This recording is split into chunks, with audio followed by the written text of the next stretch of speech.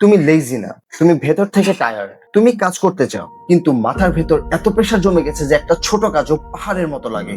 সারাদিন তুমি phone scroll করো, তারপর রাত হলে নিজের উপর রাগ করো, আমি কিছুই করতে পারি না, আমি ইউজলেস।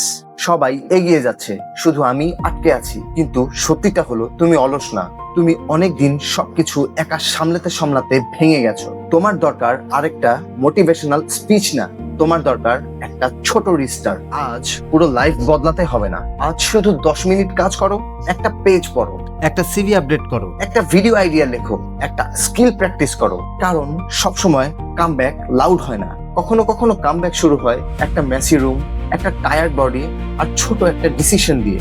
আমি আবার শুরু করব। নিজেকে এত হেট করো না, তুমি শেষ হয়ে যাবে। তোমার শুধু একটু রেস্ট, একটু ডিরেকশন আর একটা ছোট্ট স্টার্ট দরকার। আজ 10 মিনিট করো, শুধু 10 মিনিট। তোমার ফিউচার সেলফ তোমাকে ধন্যবাদ দিবে।